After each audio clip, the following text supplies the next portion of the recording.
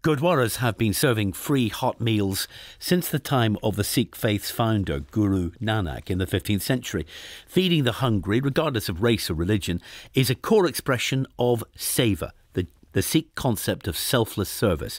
But now community kitchens, known as langar, are coming under pressure from the cost of living crisis, which is affecting food and fuel prices and the ability of the Sikh community to donate goods. Nina Robinson visited a Gurdwara in Coventry as volunteers prepared to feed more than 5,000 people over Diwali. We've prepared some of the food this morning. Some of the volunteers come on at 5-6 o'clock. Inderpal Singh Sangha, General Secretary of Coventry Parkash Gurdwara, is showing me around the langar, a community kitchen which serves free food when it opens from 7 in the morning through to 8 at night. Yeah, I mean, on average, you're providing 5,000 meals a week from inside the Gurdwara, so from here serving hot food. Gas is at an all-time high, electric is at an all-time high, and just the food, everything with inflation is going up. So my name is Jagbir Jyoti Johal. I'm Professor of Sikh Studies at the University of Birmingham. Dr Johal wrote the cost of living article in the latest British Sikh Report, which publishes data on Sikhs in the UK. She says they've found that around a third of Sikhs are finding it hard to pay the bills. Normally, the Sikh community is viewed as being one of those model minority communities, successful in employment and in jobs, and we don't really get to hear of that kind of financial hardship that they might be encountering.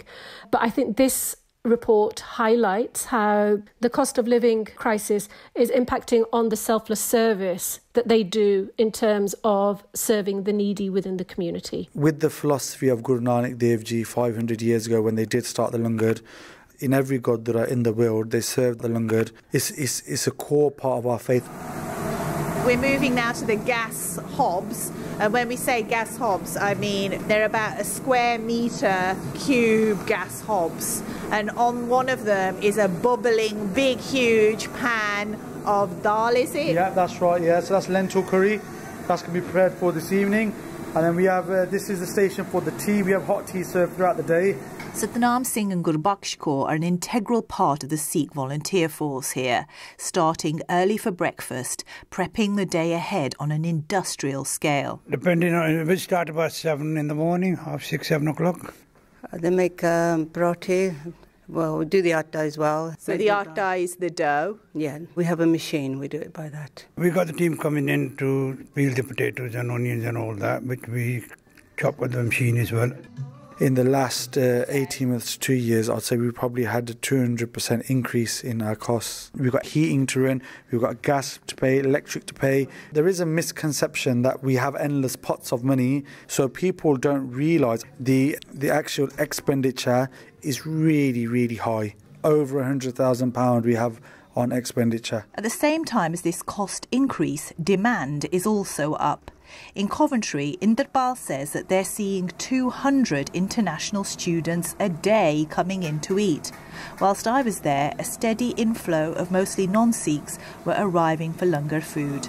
We are from India, and it was very helpful for the international students which are surviving here. Surviving here is very difficult for us. So getting one-time food also, it's very great thing, I believe. Yes. And outside the Gurdwara too, demand for the food is high. In the city centre, the Sikh street food charity Midland Langar Seva Society prepare food in the Gurdwara kitchen and hand it out to anyone who needs it 7 days a week. Seva is the Punjabi word for selfless service, the altruistic act of giving central to the Sikh faith. You literally just pulled up and there are already like about 4 or 5 people who have come up. We're looking at around 50 people today, we reckon, approximately. I've been homeless many years. It's harsh. At 6 o'clock there's langar aid. I go there because in the evenings I get still a bit hungry, and then... So how important is it? Very. I live in temporary accommodation on universal credit. I speak with my housing officer who gives me food vouchers, but she only can give me a limited amount. Without this, I would starve. It's that simple. I used to be in the army. I'm retired now, and without it, I just couldn't exist. But along with increased demand for food, the Sikh Report has found that younger generations of Sikhs are donating less. Although some 60% of Sikhs said they donated regularly, in line with Sikh teachings, another 20% said they don't donate at all. Dr. Johal again. Within the Sikh community, there's that expectation of that donation, the whole concept of sharing 1/10 of your earnings.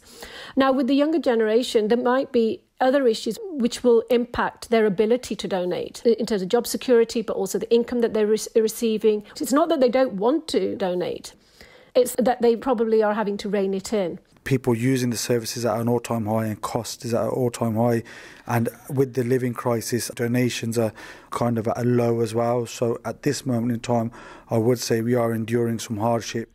Indipal Singh Sangha ending that report from Nina Robinson.